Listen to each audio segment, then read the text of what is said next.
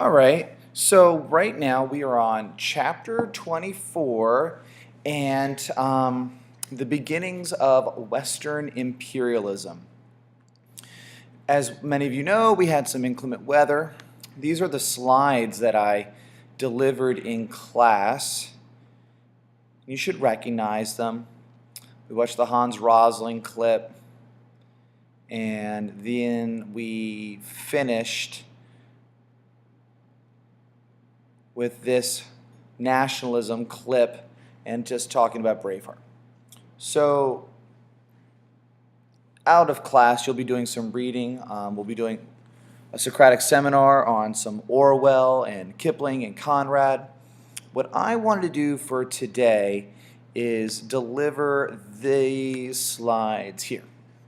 So you already have the PowerPoint. So I'm just going to talk over them. Basically, I will admit, a lot of what I'm about to do right now is just put together Stearns in a different way.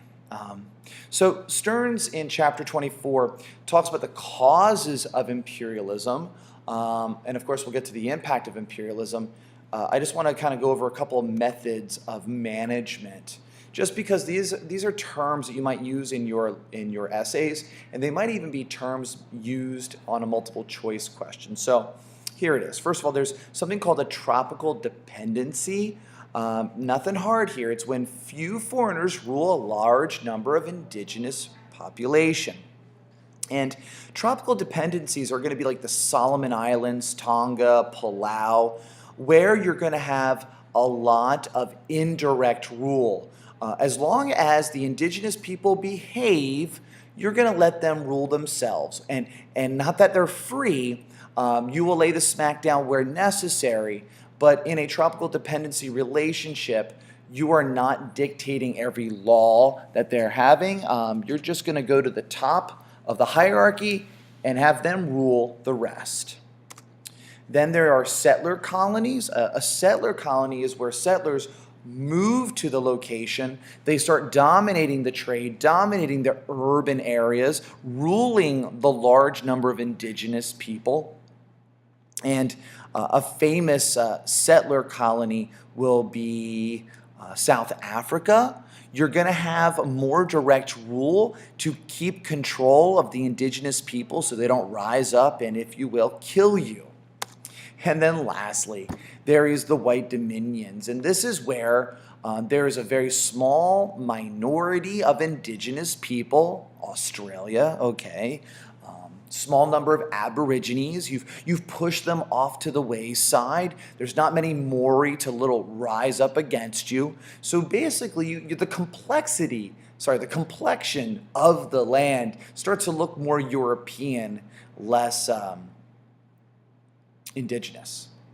Now, how do you rule these people? Well, there's different levels, and I just clicked them up here. You have a colony which is directly controlled by a foreign power.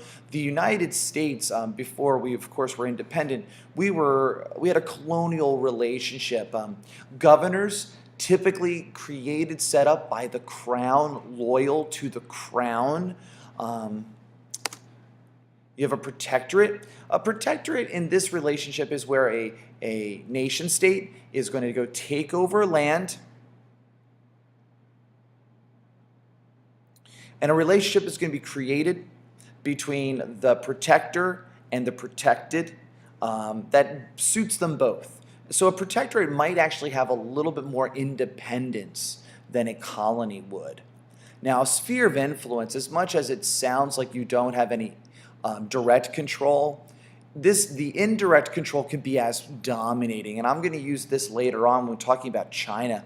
China gets chopped up into a variety of spheres of influence where, for example, the British are going to dominate Canton, which is Guangzhou today, Hong Kong, Shanghai, and the British are going to control the trade in this region, foreign trade. They're going to own the railroad lines, profit from the railroad lines, build the railroad lines, but the actual people doing the labor are going to be the Chinese. And at the same time, China is getting controlled by the British. The British are also, the French are taking the southern Indochina. Russia has their hand in, Germany has their hand in, and of course Japan has their hand in China. And when we talk about the fall of the Qing, one of the things I'm going to talk about is how the West chops up China into spheres of influence. And of course, there's the broad, ambiguous economic imperialism. This is logical, and it still goes on today. It's kind of a neo-colonialism view of how businesses have so much influence in a foreign land that the country and the people and the business kind of dictate what that country or that other foreign land does. All right, I've already talked 5 minutes on stuff that I wanted to fly through. Now, these methods of management are just terminology you just be aware of. Now what I want to do is kind of reorganize what Peter Stearns says about variety of case studies in imperialism.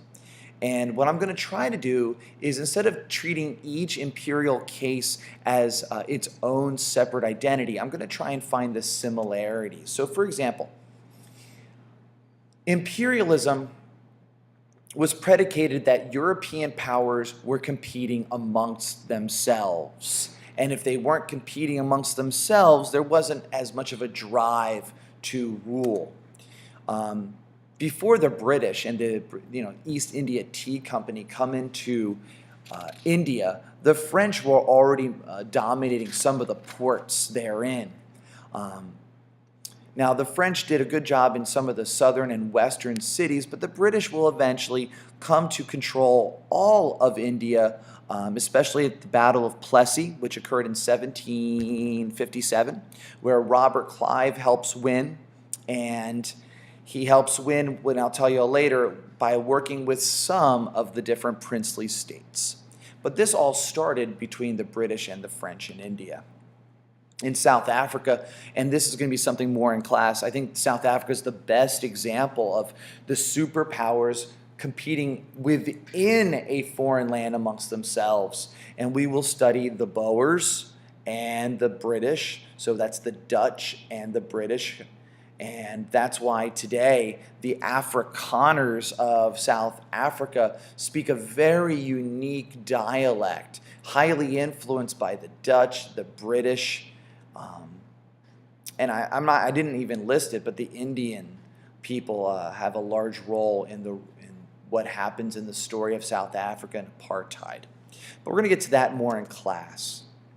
In Hawaii, everybody has their hand in the Hawaiian Islands, the Spanish, the British, and of course the Americans, if you will.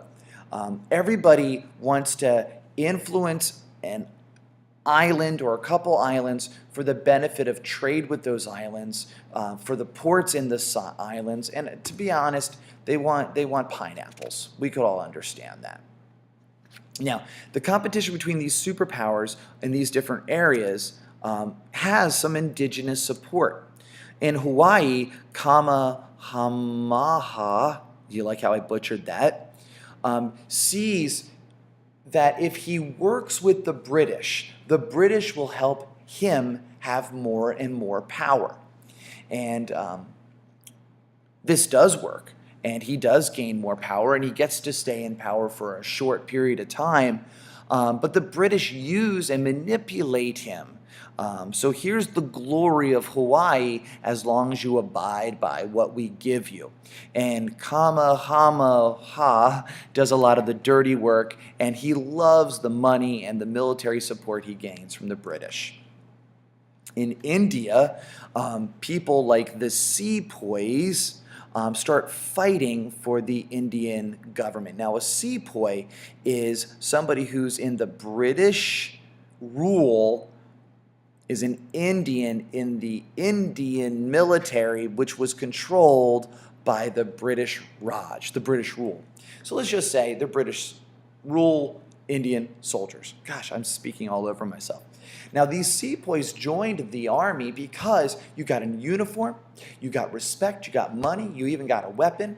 So what you start to see is that to become a middle-class person in India, it behooved you to work with, to work for the British.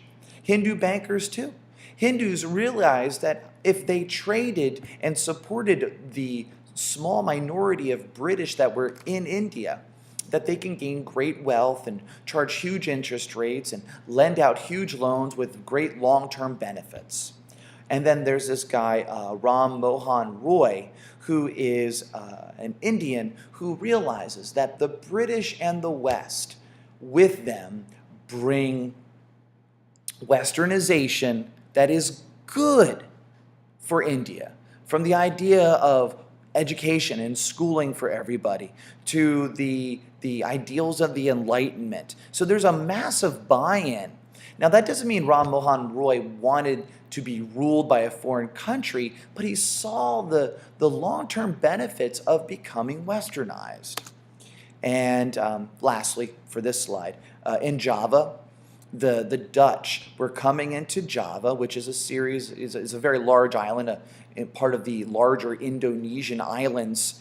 And in Java, the Dutch had a small military and would pay a large amount of money to the indigenous people if they fought for the Dutch and against others.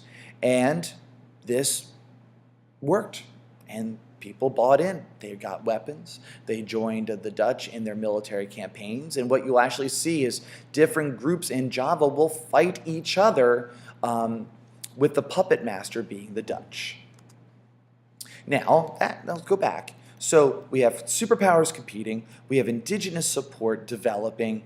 But that doesn't mean there weren't resistance movements. In Java, the Sultan of Mangkubumi of the Madaran failed, as most of the land and soldiers had been taken by the stronger Dutch. So the Sultan wanted to fight and rebel. He was absolutely nationalistic. But the problem was the better paid soldiers, the better supplied soldiers were fighting for the Dutch. So the short of it is there was a weak resistance movement in Java. In India, and I probably will share a story of this, you have the Sepoy mutiny. Now, in the Sepoy army were Hindus and Muslims, and the casings for the ammo, for the gunpowder, had been wrapped in animal fat. And Hindus, many of them didn't eat animal, and Muslims, many of them didn't eat pork, pig. And the fat was partially pork fat. So what you had to do to get the gunpowder out of this casing was bite down, rip it with your mouth, which means you're putting swine in your mouth. You're putting animal fat in your mouth. And this is one part that will lead to a larger mutiny. Now, the Sepoy mutiny is massive, so I don't want to diminish that 100,000 Indians are going to be killed on what kind of instilled there with the animal fat. With the Sepoy Mutiny of 1857, the British Crown realized that the British East India Tea Company could not rule this land, and they formalized their takeover of India. So where the British are part of a sphere of influence in China, India is a directly ruled colony. In South Africa, the people like Shaka Zulu are going to rise up and organize their indigenous people in South Africa. And at the Battle of Islandwana, the Zulu will fight. And 20,000 people are going to die eventually because of this. Because the Zulu surprise attack the British. The British are overwhelmed and crushed. But then the British, using their guns, and eventually we will learn in class germs and steel, but the British retaliate, and it almost seals the fate for the Zulu. So by rising up and resisting, they are going to get crushed thereafter. Yeah, that's the Maori right here. You can see that I'm getting winded here. So, in India, I want to talk briefly about Lord Cornwallis. Now, before the Sepoy mutiny, there is Lord Cornwallis helping rule India. Now, yes, it's Lord Cornwallis, the same guy who in 1781 loses at the Battle of Yorktown here in the colonies. Well, Lord Cornwallis limited Indian representation because he wanted to check corruption in the rule of India. Evangelicals brought in their faith. Utilitarians promoted a Western-style education. So actually a lot of things are going well. Sati is going to be ended, and that's this. We talked about Sati before. Ram Mohan Roy promoted women's rights and a more secular education for all. So a lot of reforms going on in India, and that's because of a direct rule, a powerfully direct rule in a very large and important outpost in the British Empire. That's going to be more in class.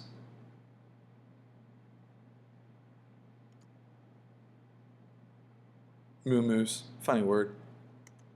Okay, so what I wanted to do today was take what Peter Stern said and kind of just organize it differently under this banner of superpowers, indigenous support, resistance movements, and reforms, because each individual place as a case study is interesting, but I wanted to look at a more broader scope.